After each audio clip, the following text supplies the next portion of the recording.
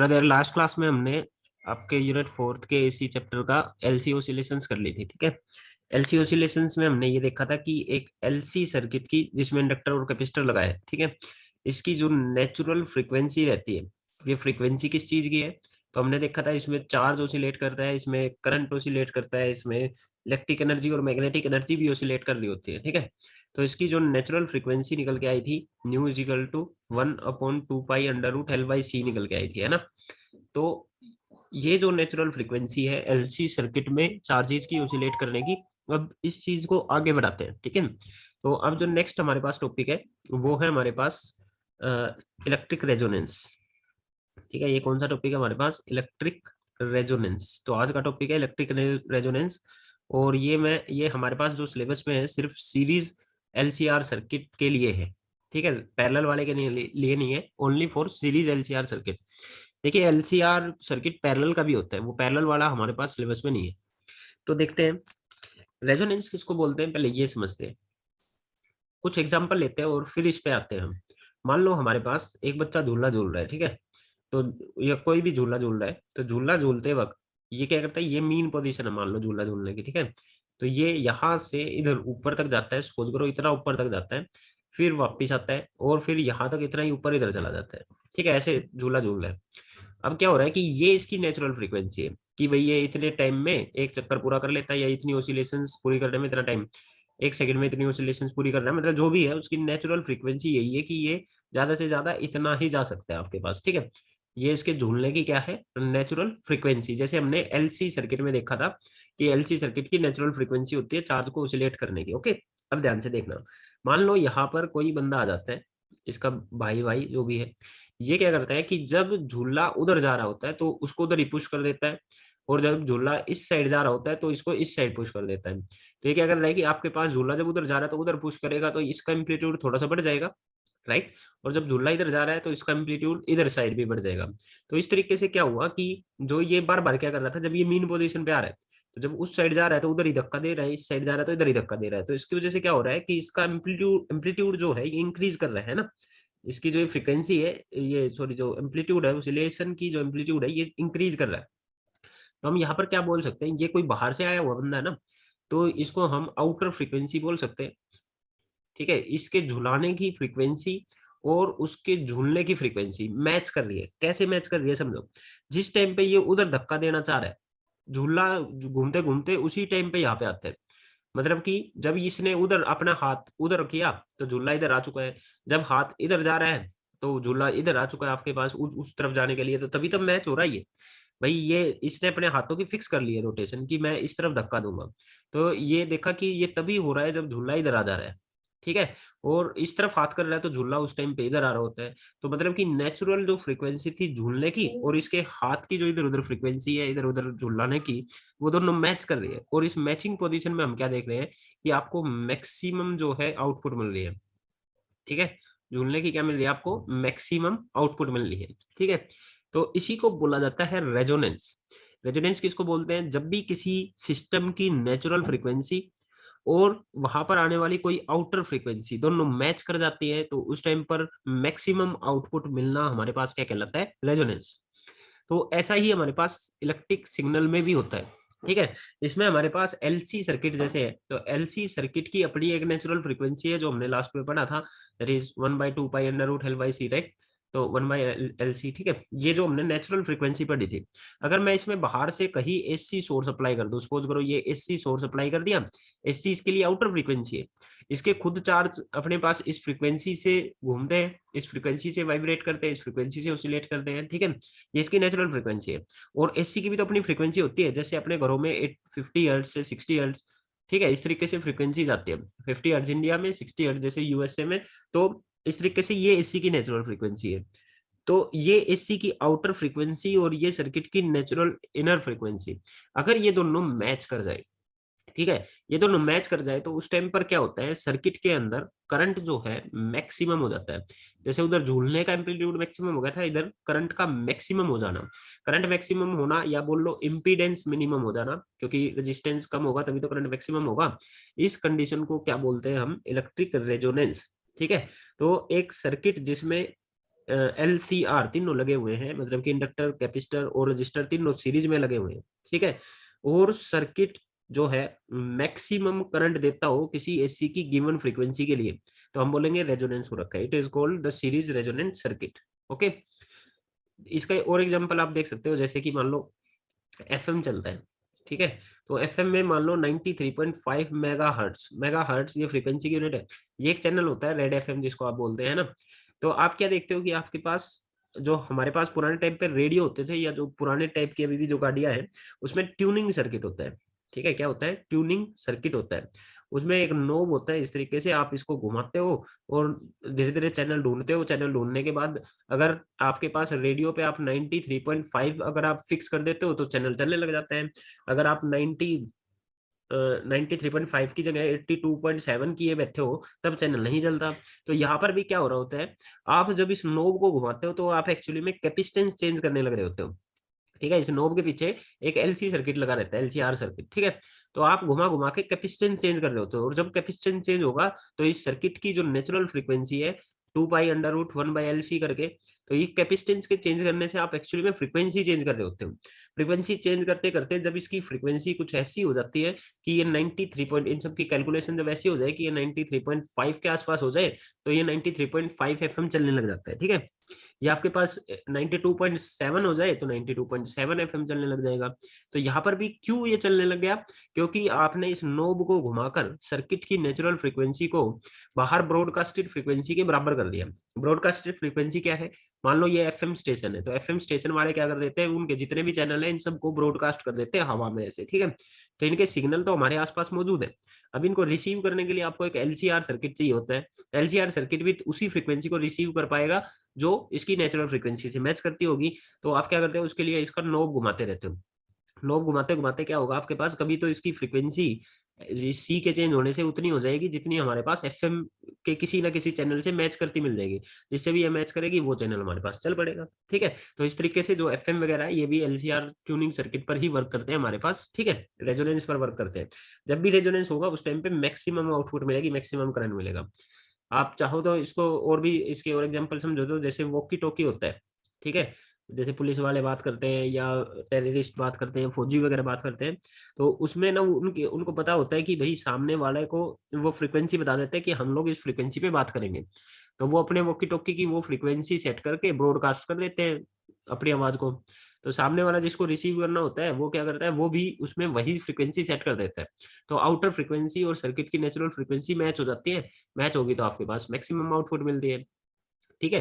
तो अभी इसकी दिक्कत ये है कि आपके पास, इसका फायदा ये है कि ये सुरक्षित है, क्योंकि आपने इतनी बहुत सारे ऑप्शंस होते हैं आपके पास कि इतनी इस फ्रीक्वेंसी पे भेज दो, इस फ्रीक्वेंसी पे भेज दो, तो जिसको एग्जैक्ट फ्रीक्वेंसी पता होगी कि वो इस फ्रीक्वेंसी पे बात करने वाला है वही उसको ढूंढ पाएगा, ठीक है। तो वही ढूंढ पाएगा, पर इसका यूज टेररिस्ट भी कर लेते हैं। तो टेररिस्ट जब इसका यूज करते हैं तो उसको भी पकड़ना फिर मुश्किल हो जाता है, ठीक है। तो ये होता है वॉकी टॉकी का। ऐसे ही आपके पास जैसे एरोप्लेन वगैरह को अगर कहीं पर बात करनी है तो वो क्या करते हैं, फ्रीक्वेंसी सेट करते हैं। उनको पता है कि ये वाला जो स्टेशन है इस फ्रीक्वेंसी पे वर्क करता है, ठीक है। तो वो उस फ्रीक्वेंसी पे अपना इमरजेंसी सिग्नल ब्रॉडकास्ट कर देते हैं ताकि वो इसको कैच कर सके। तो इस तरीके से ना ये सब आपके पास रेजोनेंस पे हो रहा है। तो रेजोनेंस को एक टर्म में डिफाइन किया जाए, सीरीज LCR सर्किट के रेजोनेंस को। तो इसमें क्या होता है, एक LCR सर्किट होता है जिसमें अगर आप AC की फ्रीक्वेंसी अप्लाई करो, एक ऐसी AC की फ्रीक्वेंसी आएगी जिस पर आपके पास ये सीरीज LCR सर्किट में मैक्सिमम करंट आपको दिखेगा, ठीक है। जिस फ्रीक्वेंसी पे, जिस पर्टिकुलर फ्रीक्वेंसी पर मैक्सिमम जो आउटपुट मिली है, मैक्सिमम करंट जो मिला है, उस फ्रीक्वेंसी को रेजोनेंस फ्रीक्वेंसी बोलते हैं और इस सर्किट को बोलते हैं सीरीज रेजोनेंस सर्किट, ठीक है। तो अब अगर हम देखें तो जैसे कि आपके पास एक LCR सर्किट है, ये रेजिस्टेंस हो गया, ये कैपेसिटर हो गया, और ये हमारे पास हो गया एक इंडक्टर। L, C और R सीरीज में लगे हैं, और इनसे हमने एक AC सोर्स ऐसे अप्लाई कर दिया, राइट। तो देखिए आपके पास मैक्सिमम करंट चाहिए, आपको क्या चाहिए, मैक्सिमम करंट, राइट। अच्छा, मैक्सिमम करंट की के लिए देखिए क्या करते हैं, हमारे पास सर्किट में जो इंडक्टर होता है इसका जो रेजिस्टेंस है XC, ये क्या नाम 1/ω/C होता है, राइट। या 1/2π इंटू फ्रीक्वेंसी इंटू C इसको लिख सकते हैं। ऐसे ही हमारे पास XL इंडक्टर का जो रेजिस्टेंस होता है वो हमारे पास ω/L के बराबर होता है। This is equal to 2πf into L, ठीक है। अगर मैं ये जो AC है इसकी फ्रीक्वेंसी बढ़ाता हूँ, ठीक है, सॉरी, हाँ, तो इसकी फ्रीक्वेंसी बढ़ाता हूँ, तो फ्रीक्वेंसी अगर इंक्रीज करेगी तो एक्सी तो घटेगा, और फ्रीक्वेंसी अगर डिक्रीज करेगी तो आपके पास, सॉरी, फ्रीक्वेंसी बढ़ेगी, आपके पास बढ़ने की बात कर रहे हैं। फ्रीक्वेंसी जैसे बढ़ाओगे एक्सी घटता जाएगा और एक्सएल आपके पास बढ़ता जाएगा। तो एक्सी घट रहा है, एक्सएल बढ़ रहा है, तो एक टाइम ऐसा आएगा जिस पर एक्सी और एक्सएल बराबर हो जाएंगे। अगर मैं इनका ग्राफ बनाऊं, मैंने ये ग्राफ आपको पहले भी बताया था, ठीक है। तो ये इंडक्टेंस, रिएक्टेंस और आपके पास फ्रीक्वेंसी के बीच का ग्राफ है, ठीक है। रिएक्टेंस और फ्रीक्वेंसी एफ के बीच का ग्राफ है। तो हमने क्या देखा था कि जो एक्ससी है ये तो फ्रीक्वेंसी के इनवर्स प्रोपोर्शनल है, तो इसका ग्राफ तो इस तरीके से आएगा, ये एक्ससी का ग्राफ है। और जो एक्सएल है ये फ्रीक्वेंसी के डायरेक्टली प्रोपोर्शनल है, तो इसका ग्राफ आपके पास इस तरीके से स्ट्रेट लाइन आता है। तो हमने क्या देखा कि जैसे जैसे फ्रीक्वेंसी इंक्रीज कर रहा हूँ, एक्ससी घट रही है, नीचे की तरफ आ रहा है, और एक्सएल बढ़ रहा है, ये बढ़ते बढ़ते एक टाइम ऐसा आता है कि दोनों की फ्रीक्वेंसी बराबर हो जाती है, ठीक है, दोनों का रिएक्टेंस बराबर हो जाता है। ये जिस फ्रीक्वेंसी पे होता है उसी को बोला जाता है रेजोनेंस फ्रीक्वेंसी, ठीक है। तो रेजोनेंस फ्रीक्वेंसी कब आपको मिलती है, जब एक्सएल और एक्ससी बराबर हो जाता है, ठीक है। अब एक्सएल और एक्ससी बराबर होने से देखते क्या होता है, जो इंपीडेंस होता है ना जेड, इसका फॉर्मूला क्या बताया था, R square plus XL minus एक्ससी का स्क्वायर, राइट, यही बताया था। और अगर एक्सएल और एक्ससी बराबर हो गए तो ये टर्म तो जीरो होगी, फ्रीक्वेंसी डिपेंडेंट तो यही टर्म थी ना आपके पास, फ्रीक्वेंसी चेंज करने से ये टर्म जीरो होगी, तो जेड किसके बराबर आ गया, आर के, क्योंकि आर स्क्वायर का रूट लेंगे तो आर। और ये आपके पास मिनिमम वैल्यू है जो जेड की हो सकती है, क्योंकि एक्सएल और एक्ससी स्क्वायर वाली टर्म तो जीरो होगी हमारे पास, वही चेंज होती थी फ्रीक्वेंसी पे, ये तो चेंज ही नहीं हो सकता आर तो, ठीक है। और जेड इंपीडेंस, ये तो करंट को रोकने के लिए होता है। अगर जेड मिनिमम हो गया तो इसका मतलब करंट क्या हो गया, मैक्सिमम हो गया। करंट क्या हो गया, मैक्सिमम। और करंट का मैक्सिमम होना ही रेजोनेंस कंडीशन होता है, रेजोनेंस होना होता है। तो कोई पूछे आपसे रेजोनेंस होता क्या है, जब भी कभी किसी सर्किट में उस सर्किट की नेचुरल फ्रीक्वेंसी और बाहर से अप्लाइड एसी की फ्रीक्वेंसी दोनों मैच कर जाए, तो उस टाइम पे सर्किट में मैक्सिमम करंट आना क्या कहलाता है आपके पास, रेजोनेंस, सीरीज रेजोनेंस, ठीक है, सीरीज रेजोनेंस। तो और रेजोनेंस कंडीशन पूछ ले कि रेजोनेंस की कंडीशन क्या है, देखिए रेजोनेंस की कंडीशन है एक्सएल और एक्ससी का बराबर होना, ठीक है, एक्सएल और एक्ससी का बराबर होना, करंट का मैक्सिमम होना और इंपीडेंस का मिनिमम होना। ये सब आपके पास किसकी, रेजोनेंस की कंडीशंस होती है, ठीक है। तो क्या पूछे आपसे कोई, ठीक है, कि ये आपके पास कंडीशन क्या है रेजोनेंस की, तो ये हमारे पास रेजोनेंस की कंडीशन है, ठीक है। अब देखते हैं कि इस पर हमारे पास होता क्या है, ठीक है, ऐसा करने से हुआ क्या। तो देखिए एक्सएल और एक्ससी बराबर हो गए, एक्सएल जो होता है ये ओमेगा एल के बराबर होता है, और एक्ससी होता है आपके पास 1/ओमेगा सी के बराबर होता है। यहाँ से ओमेगा स्क्वायर बराबर आ गया 1/एल सी के, ठीक है। इस ओमेगा को ही एंगुलर फ्रीक्वेंसी बोलते हैं, रेजोनेंस फ्रीक्वेंसी बोलते हैं, ठीक है। इसको क्या बोलते हैं, एंगुलर रेजोनेंस एंगुलर फ्रीक्वेंसी, ठीक है, रेजोनेंस एंगुलर फ्रीक्वेंसी कितने के बराबर आई, 1/√एल सी। और ओमेगा तो 2 पाई इंटू में एफ भी होता है, राइट। ओमेगा क्या होता है हमारे पास, 2 पाई इंटू में फ्रीक्वेंसी, ये फ्रीक्वेंसी रेजोनेंस फ्रीक्वेंसी कहलाएगी, 1/√एल सी। 2 पाई को उधर ले जाओ तो resonance frequency is equal to 1/2 pi under root L C हो गया, ठीक है। ये ध्यान से देखो, क्या ये फ्रीक्वेंसी एलसी सर्किट की नेचुरल फ्रीक्वेंसी जितनी नहीं है, ठीक है। एलसी सर्किट की एक बार जो एलसी ऑसिलेशन जो टॉपिक किया था उसमें उसकी जो नेचुरल फ्रीक्वेंसी निकली थी कि उसमें जो चार्ज जो ऑसिलेट करते हैं उसकी फ्रीक्वेंसी, उसका फॉर्मूला क्या था, उसका फॉर्मूला भी यही था हमारे पास, ठीक है। तो इसका मतलब जब भी कभी एक्सएल और एक्ससी बराबर होंगे तो उस टाइम पर जो आरएलसी सीरीज सर्किट है उसकी फ्रीक्वेंसी, उसकी फ्रीक्वेंसी ये निकाल लिया हमने, जो बराबर हो जाती है एलसी सर्किट की नेचुरल फ्रीक्वेंसी की। और सर्किट की नेचुरल फ्रीक्वेंसी और बाहर से अप्लाइड फ्रीक्वेंसी का बराबर होना ही तो क्या था, रेजोनेंस, ठीक है। इस पर आपको अब मैक्सिमम करंट मिलने वाला है, इस पे क्या मिलने वाला है, मैक्सिमम करंट। तो आई होप आपको ये तो समझ में आया होगा कि रेजोनेंस होता क्या है, सर्किट की नेचुरल फ्रीक्वेंसी और बाहर से अप्लाइड फ्रीक्वेंसी का बराबर होना, ठीक है। इस पर मैक्सिमम करंट मिलता है, इस पर इंपीडेंस जो होता है हमारे पास वो मिनिमम हो जाता है। अब अगर इसका एक ग्राफ बनाया जाए, ठीक है, अगर इसका ग्राफ बनाया जाए, अब पूछे ग्राफ किस किस के बीच में, तो ग्राफ है हमारे पास करंट के बीच में और हमारे पास फ्रीक्वेंसी के बीच में, इनके बीच में ग्राफ बनाया जाए। तो हम क्या देखते हैं कि जब फ्रीक्वेंसीज कम है तो करंट आपके पास कम है, फिर करंट बढ़ता जाता है, बढ़ता जाता है, एक टाइम आता है आपके पास मैक्सिमम करंट मिलता है और फिर करंट घटता चला जाता है, ठीक है। तो वो फ्रीक्वेंसी जिस पर करंट मैक्सिमम मिल रहा है, भाई करंट यहाँ मैक्सिमम है ना आपके पास, तो वो फ्रीक्वेंसी जिस पर करंट जो है मैक्सिमम मिल रहा है उस फ्रीक्वेंसी को क्या बोलते हैं, रेजोनेंस फ्रीक्वेंसी। तो इसको ओमेगा आर बोला गया है, यहाँ पर हम एंगुलर फ्रीक्वेंसी के बीच में ग्राफ बना रहे हैं, ठीक है, ओमेगा के बीच में। तो वो फ्रीक्वेंसी जिस पर मैक्सिमम करंट मिलता है उसको क्या बोलते हैं आप लोग, रेजोनेंस फ्रीक्वेंसी, ओके। तो this is our resonance frequency omega R, और ये हमारे पास इसका ग्राफ होता है। ठीक है, अब इसमें देखिए आपके पास यूज तो मैं इसके बता चुका हूँ, यूज क्या क्या है, कहाँ कहाँ पे ट्यूनिंग सर्किट्स में इसका यूज किया जाता है। अब इसमें मेन चीज ये आती है आपके पास कि हमको क्या चाहिए, इस रेजोनेंस को एक बार स्टडी करते हैं। तो देखिए रेजोनेंस फ्रीक्वेंसी यहाँ पे हो रहा है। अब कई बार क्या होता है हमारे पास, मान लो 93.5 मेगा हर्ट्ज एक एफएम है जिसको आप रेड एफएम बोलते हैं, राइट।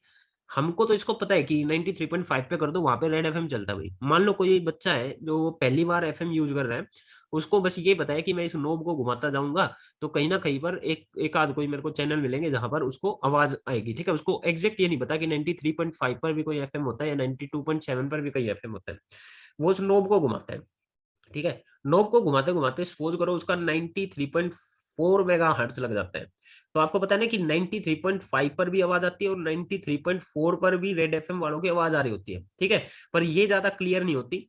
ठीक है, ये ज्यादा क्लियर नहीं होती, पर फिर भी बच्चा ये सोचेगा कि भाई यहाँ पर कोई चैनल है 93.4 एफएम पर, और वो क्या करता है आपके पास, वो सोचता है कि बस अंदर सिग्नल अच्छा नहीं आ रहा होगा, कभी रेडियो को उठा के बाहर ले जा रहा है, कभी कहीं ले जा रहा है, कभी एंटीना खोल रहा है, पर उसकी आवाज क्लियर नहीं हो रही क्योंकि उसको पता नहीं कि एक्चुअली चैनल 93.5 पे।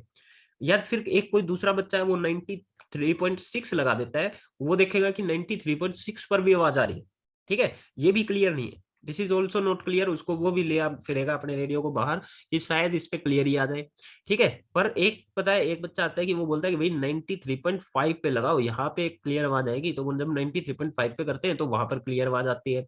इसका मतलब एक ही फ्रीक्वेंसी के लिए आउटपुट नाइन उससे थोड़ी सी कम पर भी मिल रही है, उससे थोड़ी सी ज्यादा पे मिल रही है। तो अब मेरे को बताओ क्या ये ज्यादा अच्छा है या किसी पर्टिकुलर फ्रीक्वेंसी पर ही मिलना ज्यादा अच्छा है? तो ये बेकार है। इसमें जिसको पता नहीं था कि 93.5 पे है, वो तो 93.4 पर उसको पकड़ के बैठ गया, कैच करके बैठ गया उस फ्रीक्वेंसी को, राइट। हम क्या चाह रहे होते हैं, रेजोनेंस एकदम शार्प हो। ठीक है, बिल्कुल बस जस्ट बिल्कुल बिल्कुल शॉर्ट रेंज ऑफ फ्रीक्वेंसीज के लिए आपको आउटपुट मिले, ज्यादा लार्ज फ्रीक्वेंसी के लिए नहीं। ठीक है, क्योंकि ये नुकसानदेह भी हो सकता है। जैसे मान लो मिलिट्री वाले आप वॉकी टॉकी पर मान लो बात कर रहे हैं, तो वो तो चाह रहे हैं कि हम जिस फ्रीक्वेंसी पे बात कर रहे हैं सिर्फ उसी फ्रीक्वेंसी पे सुनाई दे। अगर उससे कम या ज्यादा पे सुनने लग गया तो उसको तो कोई भी कैच कर लेगा आपके पास, राइट। तो जिस फ्रीक्वेंसी का नोन होगा तभी उसको पकड़ना मुश्किल होगा। ओके, तो ये सुरक्षा का भी मैटर है, प्लस ये क्लियरिटी का भी मैटर है। तो यहाँ पे देखिए जो मैंने ये रेजोनेंस ऐसा दिखाया है, इसमें जो नेचुरल फ्रीक्वेंसी से सॉरी इस रेजोनेंस फ्रीक्वेंसी से हल्का सा कम देखे तो यहाँ पर भी लगभग लगभग मैक्सिमम के आउटपुट के आसपास करंट है, और यहाँ पर भी आपके पास लगभग लगभग मैक्सिमम के बराबर ही करंट है। तो ये रेजोनेंस जो है ये शार्प नहीं है, नॉट शार्प। तो शार्प ना होने का मतलब क्या है कि आपके पास रेजोनेंस फ्रीक्वेंसी से थोड़ी सी कम कर दो, जैसे इधर 93.4 किया था तब भी आउटपुट मिल रही है। रेजोनेंस फ्रीक्वेंसी से थोड़ा सा ज्यादा कर दो, जैसे 93.6 किया था, यहाँ पर भी आपके पास आउटपुट मिल रही है। तो दिस इज नॉट बेटर, ये अच्छा तरीका नहीं है रेजोनेंस का। तो आपको चाहिए कि रेजोनेंस इस तरीके का ना बन के ऐसा एकदम शार्प बने। इसमें साथ क्या रहेगा कि बिल्कुल इस पॉइंट पर ही आपको मैक्सिमम करंट मिलेगा, इस पर ना इसके इधर इधर भी कम है, ना इसके इधर इधर भी कम है। ठीक है, जस्ट आपको शार्प रेजोनेंस चाहिए होता है। ठीक है, तो इसके लिए हमारे पास टॉपिक है एक sharpness of the resonance, sharpness of resonance. Now topic is sharpness of resonance, या फिर इसको क्यू फैक्टर भी बोलते हैं, क्यू फैक्टर। ठीक है, या फिर इसको क्वालिटी फैक्टर भी बोला जाता है, क्वालिटी फैक्टर। तो क्वालिटी फैक्टर क्यू एक नंबर है, ये it is just a number, इसकी कोई यूनिट वगैरह नहीं होती, ये एक प्योर नंबर है आपके पास। ये क्या बताता है आपके पास कि रेजोनेंस कितना शार्प है। ठीक है, ये आपको क्या बताता है, रेजोनेंस कितना शार्प है। जितना ज्यादा शार्प रेजोनेंस उसका क्वालिटी फैक्टर उतना ही ज्यादा और उतना ही बढ़िया रेजोनेंस। ठीक है, तो जनरली जो आपके पास एसी सर्किट्स होते हैं उनमें फ्रीक्वेंसी इतनी ज्यादा नहीं होती, एसी सर्किट्स की फ्रीक्वेंसी आपके पास कम होती है। इलेक्ट्रॉनिक्स जो सेमीकंडक्टर वाला चैप्टर है उसमें हमने पढ़ा है कि वो बहुत फास्ट वर्क करते हैं, 10 की पावर 12 गीगाहर्ट्ज में आपके पास सीपीयू वगैरह आते हैं ना। तो गीगाहर्ट्ज मतलब कि एक सेकंड में 10 की पावर 12 ओसिलेट्स। ठीक है, तो वे बहुत फास्ट सर्किट्स होते हैं, तो वहां पर रेजोनेंस हायर, वहां पर फ्रीक्वेंसीज बहुत ज्यादा हाई होती है, तो वहां पर क्वालिटी फैक्टर 200 के आसपास हो जाता है। ठीक है, हमारे एसी सर्किट में फ्रीक्वेंसीज कम होती है, इसलिए क्यू की वैल्यू 10 से 100 के बीच में होती है जस्ट। ठीक है, और अगर इलेक्ट्रॉनिक सर्किट्स की बात करें जहाँ पे फ्रीक्वेंसी ज्यादा होती है, क्यू की वैल्यू 200 तक जा सकती है आपके पास। ठीक है, तो क्वालिटी फैक्टर की वैल्यू जितनी ज्यादा उतना ही बेटर आपके पास सर्किट होता है, उतना ही शार्प आपके पास रेजोनेंस बनेगा। शार्पनेस की मैं बता चुका हूँ कि शार्प क्यों करना चाह रहे हो। शार्प करोगे तो एक ही पॉइंट पर आपको फ्रीक्वेंसी मिलेगी, एक ही पॉइंट पर आपको रेजोनेंस होगा, एक ही पॉइंट पर मिलेगा आपको, तो ये सुरक्षा के हिसाब से भी ठीक है। ओके, तो ये क्वालिटी फैक्टर को कैसे निकाले, कैसे पता चले कि रेजोनेंस हमारा अच्छा है या खराब है। तो हमारा टॉपिक है कि क्वालिटी फैक्टर होता क्या है। वैसे बता दिया, डेफिनेशन वगैरह बता दी हमने कि इसको निकालना कैसे जाता है, ये बता रहा हूँ, ठीक है। तो क्वालिटी फैक्टर पहली बात जब रेजोनेंस हो चुका होगा तभी निकाला जाएगा। तो एट रेजोनेंस पे मैं बात कर रहा हूँ कि क्या करना आपको। रेजोनेंस पे जाके क्वालिटी फैक्टर जो डिफाइन होता है, it is defined as voltage across inductor या कैपेसिटर। कैपेसिटर या इंडक्टर के अक्रॉस कितनी वोल्टेज बनी है, डिवाइडेड बाय आपके पास voltage across resistor, voltage across resistance. इनकी अक्रॉस वोल्टेज की रेशियो आपके पास क्या देती है, क्यू फैक्टर देती है, ठीक है। तो मान लो देखो ये सीरीज एलसीआर सर्किट था हमारे पास, ठीक है, ये सीरीज एलसीआर सर्किट था। इसमें कुछ किसी इंस्टेंट टी टाइम पर करंट आई गया, तो करंट तो सेम रहता है ना सीरीज में, तो इंडक्टर में वोल्टेज ड्रॉप कितना, current into resistance, sorry register में कितना, करंट इंटू रेजिस्टेंस। इंडक्टर में कितना ड्रॉप होगा, करंट इंटू करंट तो सेम रहेगा, इंटू में इसका रिएक्टेंस एक्सएल। और कैपेसिटर में कितना होगा, करंट इंटू ओम्स लॉ है सब, इसका रिएक्टेंस एक्सी। तो ये ड्रॉप होता है, तो मैं इसको क्यू में रख देता हूँ। अब देखना यहाँ पे लिखा है वोल्टेज अक्रॉस इंडक्टर ले लो चाहे कैपेसिटर ले लो, आंसर दोनों से सेम आएगा। तो मैं दोनों लेके दिखा देता हूँ, ठीक है। मैं यहाँ पर इंडक्टर ऊपर वोल्टेज अक्रॉस इंडक्टर ले रहा हूँ, यहाँ पे वोल्टेज अक्रॉस कैपेसिटर ले रहा हूँ। तो quality factor is equal to voltage across inductor, voltage across inductor तो करंट इंटू एक्सएल है। वोल्टेज अक्रॉस रजिस्टर, रजिस्टर के अक्रॉस करंट इंटू रेजिस्टेंस है, ठीक है। करंट से आई कट गया, ठीक है। तो क्यू इज इक्वल टू हमारे पास आ गया एक्सएल बाई आर। एक्सएल क्या होता है, omega L divided by R. और हम बात कर रहे हैं रेजोनेंस पे, तो रेजोनेंस पे ओमेगा नहीं omega R resonance frequency use होगी, ठीक है। तो this is equal to L by R, और रेजोनेंस फ्रीक्वेंसी ओमेगा तो 1/√LC के बराबर था, right. Q will be equal to 1/r। इस एल को मैं रूट के अंदर लेके जाऊं तो ये एल स्क्वायर बन जाएगा रूट के अंदर, ठीक है। देखो एल स्क्वायर को बाहर लिखो, वापिस से एल आ जाएगा, रूट से रूट करके एक एल से एल कट गया। तो क्वालिटी फैक्टर कितने के बराबर आया, 1/r/L/C, ठीक है। This is formula for checking the quality of the resonance, checking the sharpness of the resonance कि कितना वो ज्यादा शार्प है, जितना ज्यादा क्यू उतना ही बेटर। ओके, आप वोल्टेज अक्रॉस कैपेसिटर भी ले सकते थे, तो quality factor Q is equal to voltage across capacitor लेते तो फॉर्मूला था करंट इनटू कैपेसिटर का रिएक्टेंस एक्सी डिवाइडेड बाय आपके पास करंट इनटू रजिस्टर के अक्रॉस रेजिस्टेंस आर है, ठीक है। This will be equal to 1/r। XC क्या होता है आपके पास 1/ω/c, ठीक है। 1/ω/c, ओमेगा फिर से रेजोनेंस फ्रीक्वेंसी वाला यूज करना है, तो 1/RC, ठीक है। ओमेगा क्या होता है आपके पास 1/√LC, 1/√LC, ठीक है। यहाँ से हम LC को ऊपर ले जाते हैं, इसको मैं रब कर रहा हूँ। तो यहाँ से हम क्या कर लेते हैं, LC को ऊपर ले जाते हैं, तो this will be equal to 1/RC, और ऊपर √LC चला गया। इस C को मैं अंदर ले जाऊंगा तो 1/this √LC divided by root में ले जाऊंगा तो स्क्वायर हो जाएगा, क्योंकि जब ये बाहर आएगा तो वापिस C बन जाता है। एक C से C कट गया तो ये भी यही आ गया, राइट। तो आप चाहे वोल्टेज अक्रॉस इंडक्टर लो, वोल्टेज अक्रॉस कैपेसिटर लो, फॉर्मूला यही आना है, जितना ज्यादा Q उतना बेटर रेजोनेंस। यहाँ से देखिए जितना कम R उतना बेटर भी रेजोनेंस है। तो रेजोनेंस में क्यू आर रेजिस्टेंस मिनिमम होना चाहिए, तभी तो करंट मैक्सिमम होगा, ठीक है। यही तो हमने पढ़ा है, ठीक है। रजिस्टर करंट जो है वो मैक्सिमम होना चाहिए, इम्पीडेंस जो है मिनिमम होना चाहिए, तो इम्पीडेंस मिनिमम होना चाहिए, और उसमें भी जितना कम रेजिस्टेंस उतना ही बेटर आपके पास रेजोनेंस होता है, ठीक है। तो अब एक और बात देखिए ये तो था क्वालिटी फैक्टर, जितना ज्यादा शार्प रेजोनेंस उतना बढ़िया। इस क्यू फैक्टर को एक तरीके से और डिफाइन किया जाता है, वो देख लेते हैं एक बार। मैं डायग्राम फिर से बना देता हूँ। जो हमारे पास यहाँ पे करंट था और यहाँ पर एंगुलर रेजोनेंस फ्रीक्वेंसी थी, एंगुलर फ्रीक्वेंसी थी, इनका ग्राफ कुछ इस तरीके से हमारे पास आया था। ये वाला ग्राफ हम देख रहे हैं कि ज्यादा शार्प नहीं है। तो अगर देखिए मैं ये जो हिस्सा है ये ज्यादा चौड़ा दिख रहा है, अगर मैं रेजोनेंस शार्प करना चाह रहा हूँ तो कैसा बनना चाहिए, आपके पास एकदम इस तरीके से पीक होना चाहिए, है ना। तो मतलब कि ये जो हिस्सा है ये जितना कम होगा उतना ही शार्प रेजोनेंस है। देखिए इनवर्स रिलेशन से दिख रही है, जितना ज्यादा उतना ही शार्प रेजोनेंस बनेगा जितना ये हिस्सा कम होगा। अब ये हिस्सा क्या होता है इसको मैं समझा रहा हूँ, ठीक है। तो देखिए आपके पास ये फिर से एक बार मैं ग्राफ बना लेता हूँ, सपोज करो ये हमारे पास ग्राफ है, ठीक है। तो इसमें देखिए ये कौन सी फ्रीक्वेंसी है हमारे पास, रेजोनेंस फ्रीक्वेंसी, राइट। ये हमारे पास रेजोनेंस फ्रीक्वेंसी थी, इधर ओमेगा था, इधर हमारे पास करंट था। ये करंट की क्या थी, maximum value, this was the maximum value of the current. इसको मैं आई मैक्सिमम लिख लेता हूँ, ओके। हमको क्या देखना है, वो फ्रीक्वेंसी ढूंढो, फ्रीक्वेंसी वो वाली ढूंढो जिस पर जो करंट के मैक्सिमम वैल्यू का 1/√2 टाइम्स करंट हो, ठीक है। इस ग्राफ में वो फ्रीक्वेंसी ढूंढो जिसमें मैक्सिमम की 1/√2 टाइम्स वैल्यू हो। ओके, ढूंढते हैं, ये मैक्सिमम है, इससे √2 टाइम्स कम यहाँ कहीं पे बनेगा, ठीक है, आधे से थोड़ा सा ज्यादा। तो यहाँ कहीं पे आपने देखा कि इधर मैं अगर करंट चेक करता हूँ तो ये आपके पास मैक्सिमम का 1/√2 टाइम्स है। तो आपने ढूंढ ली कि ये फ्रीक्वेंसी है भाई, इसके रिलेटेड कौन सी फ्रीक्वेंसी है, W1 ओमेगा 1, ठीक है। अच्छा, आपने देखा कि अगर मैं यहाँ पर जाता हूँ, देखिए यहाँ पर जाता हूँ, तो इस पॉइंट पर भी तो करंट तो उतना ही है, करंट तो देखिए इधर करंट तो उतना ही है इस पॉइंट पर भी। तो इस फ्रीक्वेंसी पर भी आपको करंट उतना ही मिलेगा, कितना, मैक्सिमम का 1/√2 टाइम्स। ओके, मतलब कि आपको दो दो वैल्यूज पर इतना करंट मिल रहा है मैक्सिमम का 1/√2 टाइम्स। सपोज करो ओमेगा 1 से ओमेगा 2 का डिस्टेंस जो है, डेल्टा ओमेगा है आपके पास, ठीक है। ओके, और ओमेगा आर से यहाँ तक का डिस्टेंस, क्योंकि बिल्कुल सिमेट्रिक डिस्टेंस पे मिलते हैं आपको, एक जैसे डिस्टेंस पे मिलेंगे यहाँ से। तो जो ये डिस्टेंस आपके पास, ये भी डेल्टा ओमेगा ही कहलाएगा, उतने ही डिस्टेंस पे ये मिलेगा। तो ये डिस्टेंस भी डेल्टा ओमेगा मैंने लिख लिया। तो जो ये टोटल गैप बना यहाँ से यहाँ, ये कितना गैप है, इन दोनों के बीच का ही तो गैप है, यही तो गैप आया, ये कितना आया, delta omega plus delta omega, इसको क्या बोलेंगे हम, 2 डेल्टा ओमेगा। तो ये जो गैप बना 2 डेल्टा ओमेगा, इसको बोलते हैं बैंड विड्थ, इसको क्या बोलते हैं, बैंड विड्थ, ठीक है। हमने क्या देखा कि ये बैंड विड्थ जितनी कम उतना ही शार्प रेजोनेंस, ये बैंड विड्थ जितनी कम उतना ही शार्प रेजोनेंस, देखा ना यहाँ पे, इस ग्राफ पे देखा था कि अगर मान लो एक ग्राफ ऐसा है तो इसकी बैंडविड्थ देखो इतनी ज्यादा है, तो इसका रेजोनेंस शार्प नहीं है बिल्कुल भी। तो बैंडविड्थ जितनी कम उतना ही ज्यादा शार्पनेस।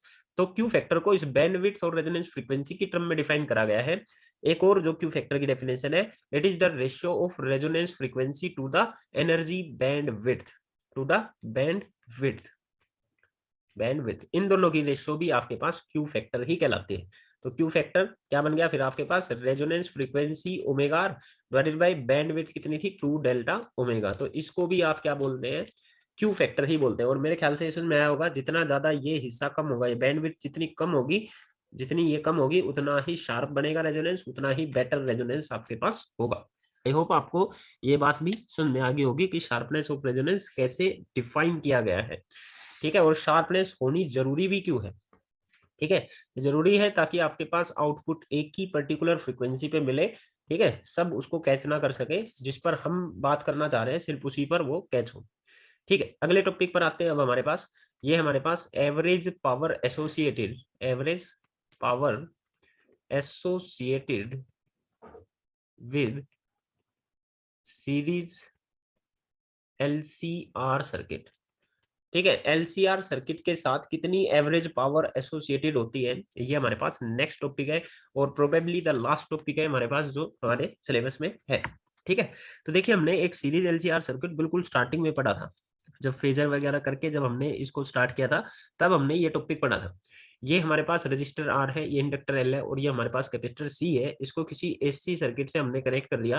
तो अगर आपको इसका फेजर डायग्राम याद हो, तो इनका जब अल्टीमेटली फेजर डायग्राम आया था तो करंट यहाँ था, तो वोल्टेज हमारे पास यहाँ निकल के आई थी, यहाँ पर इससे कुछ फाई एंगल पे, राइट।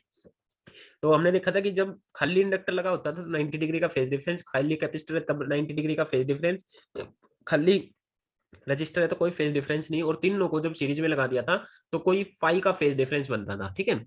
और ये फेज डिफरेंस होता कितना है, ये सब निकालने के लिए आप इंपीडेंस ट्रायंगल याद रखते थे, जिसमें ये एक्सएल माइनस एक्सी होता था, ये आर होता था, और इसको जेड बोलते थे, that is equal to under root R² plus XL minus XC का स्क्वायर, याद है, ठीक है। ओके, इस एंगल को फाई बोलते थे, और यहाँ से जो 10 फाई आता था, this is equal to XL minus XC by R. तो ये सब हम कर चुके हैं पहले।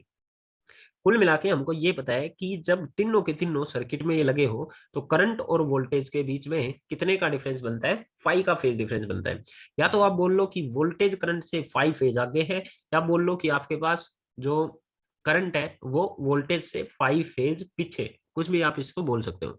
तो चलिए अब शुरू करते हैं। पावर मेरे को निकालनी है, तो मेरे को ये बताया कि वोल्टेज और करंट एक दूसरे से फाई का फेज रख रहे हैं, तो मैं वोल्टेज को लिख लेता हूँ E is equal to E naught sine omega T, ठीक है। तो मेरे को पता है कि करंट इससे फाई के फेज से पीछे, तो आई नोट साइन ओमेगा टी, पीछे के लिए हम माइनस साइन लगाते हैं, राइट। ये तो बिल्कुल अच्छे से हम कर चुके हैं पहले। अभी देखा ना हमने, करंट इधर था तो आपके पास वोल्टेज इससे फाई आगे है, तो चाहे तो वोल्टेज को वोल्टेज में प्लस फाई कर लो, इसको ओमेगा टी ले लो, या इसमें माइनस फाई कर लो, इसको ओमेगा टी। एक को पीछे दिखाना है, एक को आगे दिखाना है। मैं क्या कहना चाह रहा हूँ, मैं ये कह रहा हूँ कि इस क्वेश्चन को आप ऐसे भी कर दो बेशक से, जैसे आपने पढ़ा है। आप आई को ले दो आई नोट साइन ओमेगा टी, और ई को ले दो क्योंकि वोल्टेज आगे चलती है, E naught sine omega t plus phi, दोनों से ही सेम आंसर आने वाला है, कोई दिक्कत नहीं है, आप कोई सा भी लेके कर सकते हैं। ठीक है, तो कोई सा भी ले लो, आपकी मर्जी है, मैं इससे लेके आपको करके दिखा देता हूँ। ठीक है, तो हमको क्या निकालना, पावर। अब पावर क्या होती है, रेट ऑफ डूइंग वर्क, मतलब कि D W by D T. और पावर का एक और फॉर्मूला होता है वोल्टेज इंटू करंट, मतलब कि ईएमएफ इंटू में करंट, ये भी तो पावर का ही फॉर्मूला होता है हमारे पास, राइट।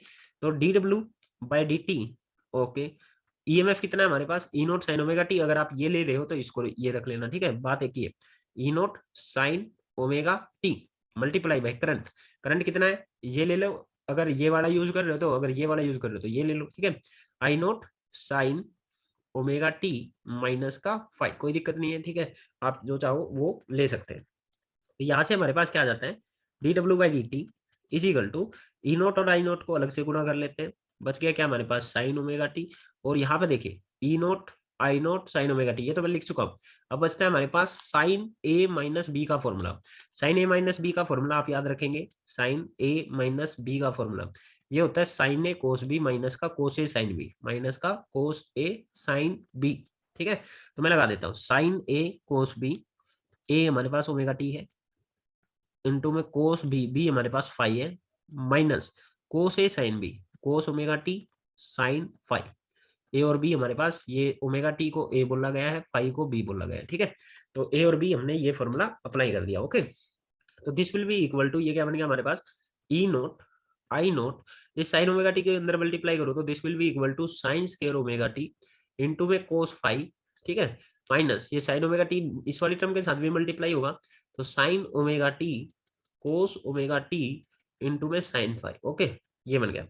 मैं क्या करता हूँ कि जो ये वाली टर्म है इसको मैं दो से मल्टीप्लाई कर लेता हूँ, दो से डिवाइड कर लेता हूँ। ठीक है, दो से मल्टीप्लाई कर दिया, दो से डिवाइड, तो जो ये टर्म बच गई देखिए यहाँ से, two sine omega T into cos omega T, ये फॉर्मूला होता है हमारे पास, साइन टू थीटा का फॉर्मूला होता है टू साइन थीटा इंटू में कोस थीटा, तो यही बन गया ना, देखो ओमेगा टी थीटा का काम कर रहा है, तो two sine theta cos theta किसके बराबर होता है, साइन टू थीटा के, तो मैं इसको रिप्लेस कर देता हूँ, this will be equal to E naught I naught sine square omega T into cos phi minus का वन बाई टू, और ऊपर की इस टर्म को मैंने क्या लिख दिया, साइन टू थीटा, मतलब sign two omega T into में साइन फाइव, ये बन गया। ठीक है, ये हमारे पास क्या आया है, D W by D T आया। मैं डी टी को इधर मल्टीप्लाई कर लूँ तो डी टी इधर चला जाएगा। ठीक है, इस डी टी को उधर लेगा तो डी टी इधर मल्टीप्लीकेशन में आ गया। हमको छोटा सा वर्क डन नहीं, हमको नेट वर्क डन निकालना, तो इसको क्या कर देंगे, इंटीग्रेटिंग बोथ साइड। तो अब जस्ट हमारे पास क्या रह गया कि इस चीज का इंटीग्रेशन कर दूं तो हमारे पास वर्क डन आ जाएगा, वर्क डन को टाइम से मल्टीप्लाई कर दूं तो हमारे पास पावर आ जाएगी। ओके, तो मेरे को ये रब करना पड़ेगा। ठीक है, क्योंकि नेक्स्ट स्लाइड में लिखने का दोबारा देख के लिखना पड़ेगा, तो ऊपर वाली टर्म को मैं रब कर रहा हूँ। ठीक है, तो यहाँ पर देखिए एक तरीके से दो इंटीग्रेशन हमारे पास बन गए। ठीक है, एक तरीके से हमारे पास दो इंटीग्रेशन बन गए, एक इस टर्म का और एक हमारे पास इस टर्म का, एक इस टर्म का और एक इस टर्म का। तो मैं दोनों को एक बार अलग अलग सोल्व करके, चाहे इसमें रख दो या कैसे भी कर लो, आपकी मर्जी है। लेफ्ट साइड से तो हमारे पास नेट वर्क डन आ जाएगा। यहाँ पर इंटीग्रेशन दो बन गए, एक बन गया E naught I naught sine square omega T into में कोस फाइव डी टी, एक इंटीग्रेशन तो ये है इस टर्म का। ठीक है, minus integration one by two sine two omega T into में साइन फाइव डी टी, एक इंटीग्रेशन ये है। इस तरीके से हमारे पास दो इंटीग्रेशन बन गए। तो इंटीग्रेशन को सोल्व करने के लिए कॉन्स्टेंट चीजें बाहर आ जाती है। देखिए टाइम के रिस्पेक्ट में इंटीग्रेशन हो रहा है, तो जिसमें टाइम नहीं दिख रही वो चीज कॉन्स्टेंट है, उसको बाहर ले लो। तो ई नोट में कोई टाइम नहीं, ई नोट तो मैक्सिमम वैल्यू होती है, कॉन्स्टेंट है, आई नोट कॉन्स्टेंट है, कोस फाइव में कोई टाइम नहीं आ रहा तो कोस फाइव कॉन्स्टेंट है। ओके, इंटीग्रेशन में बचता है सिर्फ sign square omega T D T. ठीक है, माइनस यहाँ से भी कॉन्स्टेंट चीजें बाहर ले लो, तो वन बाई टू और साइन फाइव बाहर आ गया क्योंकि इनमें टाइम नहीं है, अंदर बचता है सिर्फ sign two omega T D T. Okay, अब इनका हमको क्या करना है, इंटीग्रेशन। तो जब इनका इंटीग्रेशन करेंगे तो देखिए ये इंटीग्रेशन जब हमने रूट मीन स्क्वायर वैल्यू और एवरेज वैल्यू करी थी ना, जब इन दोनों चीजों का इंटीग्रेशन वहां पर आया था, रूट मीन स्क्वायर वैल्यू में भी और इसमें भी, तो मैं आपको इंटीग्रेशन करके दिखाने की जरूरत नहीं है क्योंकि हम यहाँ पर मैथ्स नहीं कर रहे हैं। ओके, हम यहाँ पर मैथ्स नहीं कर रहे हैं, हम यहाँ पर फिजिक्स कर रहे हैं। तो आप इसको डायरेक्ट अगर आपको याद है तो ये डायरेक्ट आप लिख सकते हैं। यहाँ से देखिए कैसे आएगा, ई naught I naught cos five, जो इसका जो इंटीग्रेशन आता है ये आता है हमारे पास कितना, टी के बराबर। ठीक है, इसका इंटीग्रेशन जो आता है हमारे पास t/2 के बराबर आता है, तो इसका इंटीग्रेशन लिख दिया मैंने t/2, और इस टर्म में जो इसका इंटीग्रेशन होता है ये होता है 0, तो इस टर्म को 0 आप इसको डायरेक्ट याद रख लेना। इस वाली टर्म का जो इंटीग्रेशन सोल्व होगा, ये वाली टर्म जो सोल्व होगी, इसका इंटीग्रेशन आता है t/2 के बराबर। अच्छा एक बात और, लिमिट याद रखना भाई, लिमिट मैंने लिखी नहीं, लिमिट 0 से t कर लेना हर एक चीज में, ठीक है, लिमिट 0 से t, तभी ये t/2 आएगा, इजिकल टू w, ये आ गया हमारे पास, ठीक है। तो यहां से हमारे पास क्या आ गया, वर्क डन, ठीक है। पर क्या हमको वर्क डन चाहिए था, नहीं, हमको तो पावर एसोसिएटेड चाहिए थी। पावर का फॉर्मूला क्या होता है, वर्क डन अपॉन टाइम, कौन से टाइम की बात कर रहे हैं हम, 0 से t, तो वर्क अपॉन टाइम में रख दूं, ठीक है। तो यहाँ से वर्क किसके बराबर आ जाएगा, पावर इंटू टाइम के, तो इस वर्क को क्या लिख सकता हूँ मैं, power into time is equal to E naught I naught cos phi और इंटू में t/2, टी से हमारे पास टी कैंसिल हो गया, यहाँ से पावर किसके बराबर आई, देखो क्या, इसको मैं ऐसा लिख सकता हूँ, E naught by √2 multiply I naught by √2, √2 और √2 को मल्टीप्लाई करो तो देखो दोबारा से 2 आ जाएगा, इंटू में कोस 5। और क्या आपको ये याद है ये क्या होता था, मैक्सिमम वैल्यू ऑफ करंट को √2 से डिवाइड करो और मैक्सिमम वैल्यू ऑफ वोल्टेज को √2 से डिवाइड करो, इसको बोलते थे root mean square value of current multiply by root mean square value of voltage into में कोस 5, वोल्टेज और करंट की रूट मीन स्क्वायर वैल्यू को गुणा किया इंटू में कोस 5, ठीक है। ये आ गया हमारे पास average power associated with a series LCR circuit, जब एक एलसीआर सर्किट लगा है तो उसमें एवरेज पावर ये आ गई, ठीक है। अच्छा एक बार देखो डीसी सर्किट याद करो, डीसी सर्किट में पावर का फॉर्मूला सीधा सीधा वोल्टेज इंटू करंट होता था, यहाँ पर भी क्या है, वोल्टेज इंटू करंट है, पर कौन सी वोल्टेज और कौन सी current, root mean square value voltage root mean square value current, और एक साथ में फेज डिफरेंस हो रहा है, तो ये यहाँ पर जस्ट फॉर्मूला तो वही है वोल्टेज इंटू करंट, पर कौन सी voltage root mean square value, और एक अलग से एक्स्ट्रा में यहाँ पर फेज डिफरेंस कोस फाई और क्रिएट हो रहा है, वो हो रहा है, ठीक है। तो this is the average power associated with an RLC circuit, okay. तो एक बार मैं इस फॉर्मूले को दोबारा लिखता हूँ, तो पावर आया हमारे पास E R M S into में I R M S into में कोस 5। अगर आपको क्वेश्चन ये दे दे कि SC circuit containing inductor only, SC circuit, एक नंबर में क्वेश्चन आ सकता है ऐसा, SC circuit containing inductor only, तो उसके साथ कितनी पावर एसोसिएटेड होगी, तो पावर आपसे पूछ ली, एक नंबर में बहुत बार आया है क्वेश्चन, ठीक है। तो एक नंबर में वो आपसे पूछ सकता है कि यहाँ पर कितना आपके पास पावर एसोसिएटेड होगी इसके साथ, तो देखिए कैसे करेंगे। हमको पता है कि जब इंडक्टर लगाओ तो उस टाइम पे करंट और वोल्टेज में जो फेज डिफरेंस होता था वो 90 डिग्री का होता था, तो मतलब कोस 5 को 90 डिग्री रख लेंगे, तो P is equal to E R M S I R M S और कोस 90 डिग्री, और कोस 90 डिग्री क्या होता है 0, तो average power associated with inductor is 0। ऐसे ही अगर वो दे दे कि एसी सर्किट कंटेनिंग कैपिस्टर ओनली, क्या दे दे, कैपिस्टर ओनली। अब भाई कैपिस्टर में क्या होता है कि फेज डिफरेंस कैपिस्टर में भी 90 डिग्री होता है, तो 90 रख दूंगा तो मैं, फिर से कोस 90 0 हो जाएगा, तो इसके साथ भी एवरेज पावर एसोसिएटेड क्या है 0। अगर आपके पास रजिस्टर ओनली दे दे, तो रेजिस्टेंस में तो फेज डिफरेंस होता ही नहीं था, ठीक है, फेज डिफरेंस 0, तो कोस 5 कोस 0 1 हो जाएगा, तो पावर सीधी सीधी E R M S multiply by I R M S हो जाती है, खाली रजिस्टर लगाओ। तो यहाँ से एक इंपॉर्टेंट रिजल्ट क्या निकल के आ रहा है कि इंडक्टर और कैपेसिटर में आपके पास एवरेज पावर एसोसिएटेड 0 है, इसका मतलब समझना एक बार बात को, इंडक्टर और कैपेसिटर में एवरेज पावर एसोसिएटेड 0 है, इसका मतलब करंट को मेंटेन करने के लिए बैटरी की या एसी सोर्स की कोई ताकत नहीं लग रही, जब आपके पास एसी प्योर इंडक्टर और प्योर कैपेसिटर कनेक्ट है एसी सर्किट में, कोई ताकत नहीं लग रही, कोई पावर लूज नहीं हो रहा आपके पास, ठीक है। इस ऐसे करंट जिसको मेंटेन करने में कोई पावर रिक्वायर्ड ना हो, उनको बोलते हैं आप वाटलेस करंट, ठीक है। समझ गए बात को भैया, 0 पावर एसोसिएटेड का मतलब है कि इस करंट को मेंटेन करने में आपके पास किसी पावर की रिक्वायर्ड नहीं है, ठीक है, no power is required to maintain these current, is required to maintain the current in pure inductive and pure capacitive circuit, ठीक है। कोई पावर मेंटेन नहीं, कोई ऐसे करंट को जिसको मेंटेन करने में कोई पावर ही ना लगे सोर्स की, उसको बोलते हैं वाटलेस करंट। क्या बोलते हैं, wattless current. Wattless current syllabus में नहीं है, तो जस्ट मैंने इसकी डेफिनेशन बताकर आपको छोड़ दिया, ठीक है। अच्छा ऐसा कैसे हो रहा है कि कोई पावर आपके पास इसमें लगी नहीं रही है आपके पास, तो ये मैं आपको दिखा देता हूँ एक बार जनरल, बिल्कुल सिंपल सा। कि ऐसा कैसे हो रहा होगा। जो आपके पास इंडक्टर होता है, तो इंडक्टर में जब आप करंट देते हो तो इंडक्टर में वो करंट मैग्नेटिक एनर्जी की फॉर्म में स्टोर हो जाता है, और जैसे ही करंट फॉल करने लग जाता है एसी में, तो वही मैग्नेटिक एनर्जी वापस से रिलीज होकर सर्किट में करंट के चेंज को अपोज करने के लिए वापस से सर्किट में आ जाती है। तो इस तरीके से इंडक्टर एक बार एनर्जी को मैग्नेटिक फॉर्म में स्टोर कर लेता है जब करंट राइज कर रहा होता है, जब राइज से फॉल करने लग जाता है तो ये उसी करंट को वापस दे देता है। सेम कैपेसिटर में होता है। कैपेसिटर में जैसे एसी सर्किट दिया तो ये क्या कर लेता है, पहले इलेक्ट्रिक एनर्जी की फॉर्म में उसको स्टोर कर लेता है, और जैसे ही एसी की साइकिल ऐसे फॉल करने लग जाती है तो ये उसी को सर्किट में वापस दे देता है। तो इस तरीके से एवरेज पावर एसोसिएटेड जीरो हो जाती है, क्योंकि जितनी इसने स्टोर करी उतनी ये वापस हमारे पास दे देता है। ठीक है, तो इसको बोलते हैं वाटलेस करंट। और प्योर एसी और प्योर डीसी में आपके पास कोई पावर एसोसिएटेड नहीं होती, कोई पावर नहीं लगती आपकी सोर्स की करंट को मेंटेन करने के लिए। ठीक है, ओके। एक लास्ट बिल्कुल हल्का सा और लास्ट चीज, शायद सिलेबस में हो या ना हो, फिर भी इसको बता देता हूँ। Power factor of an AC circuit.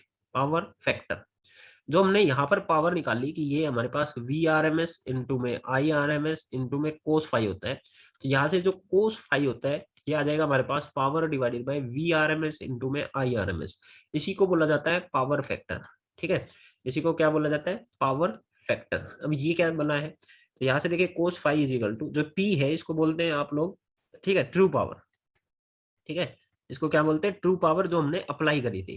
ठीक है, नीचे जो है हमारे पास इसको बोलते हैं एपेरेंट पावर। इसको क्या बोलते हैं, एपेरेंट पावर, क्योंकि ये root mean square value, maximum वाली वैल्यू नहीं ले रखी, only root mean square values यहाँ पर ले रखी है। तो true power by apparent power in an AC circuit, इनकी रेशियो क्या कहलाती है आपके पास, पावर फैक्टर कहलाती है। ठीक है, अगर हमारे पास सर्किट में खाली इंडक्टर या खाली कैपेसिटर लगाए, ओनली इंडक्टर और ओनली कैपेसिटर लगाए, तो हमारे पास कोस फाइव फेज डिफरेंस कितना था 90 डिग्री, तो कोस 90 हो जाता है, कोस 90 जीरो हो जाता है। तो यहाँ पर इनके पास एवरेज पावर एसोसिएटेड जीरो हो जाते हैं, ये हम कर चुके हैं। ठीक है, ओके। इसका एक और जो है, एक और फॉर्मूला हमारे पास बनता है। देखिए हमने कोस फाइव लिखना ना, हमने इम्पीडेंस ट्रायंगल पढ़ा था। इम्पीडेंस ट्रायंगल में ये एंगल फाइव होता था, राइट, और ये एंगल होता, ये चीज होती है हमारी एक्सएल माइनस एक्सी, और ये होता था हमारे पास आर, और ये होता था इम्पीडेंस। ठीक है, तो इस ट्रायंगल में अगर मैं कोस फाइव लिखूं तो कोस फाइव होता है base upon hypotenuse, that is R upon Z. मतलब कि आर क्या होता है हमारे पास, रेजिस्टेंस, और जेड क्या होता है, इम्पीडेंस। रेजिस्टेंस और इम्पीडेंस की रेशो भी क्या कहलाती है आपके पास, पावर फैक्टर। ठीक है, तो पावर फैक्टर निकालना भी आ जाए तो cos phi is equal to resistance upon, और इम्पीडेंस क्या होता है, R square plus XL minus एक्ससी का स्केयर। ठीक है, रेजिस्टेंस बाय इम्पीडेंस की रेशो या फिर true power by apparent power की रेशो हमारे पास क्या कहलाता है, पावर फैक्टर। ठीक है, इसके अलावा आपके पास वाटलेस करंट था, जो वो हमको सिलेबस में है नहीं। हालांकि मैं डेफिनेशन बता दी कि ऐसा करंट जिसको मेंटेन करने के लिए कोई भी पावर रिक्वायर्ड नहीं होती। ठीक है, उसको क्या बोलते हैं आप, वाटलेस करंट। हालांकि ऐसा होता ही नहीं है कि आपके पास एकदम प्योर रजिस्टर, प्योर कैपेसिटर और प्योर इंडक्टर हो, तो वाटलेस करंट एक्चुअली में एग्जिस्ट नहीं करता। अगर करता होता तो ये हमारे पास अनलिमिटेड सोर्स ऑफ एनर्जी बन जाता। ठीक है, तो ये हमारे पास एसी चैप्टर हुआ कंप्लीट। ठीक है, एसी चैप्टर हो गया कंप्लीट, बाय थ्योरी वाइज हमारे पास ये कंप्लीट हो गया है। आई होप आपको समझ में आया होगा। ठीक है, जो भी आपको डाउट हो वो आप मेरे को कमेंट सेक्शन में बता सकते हैं।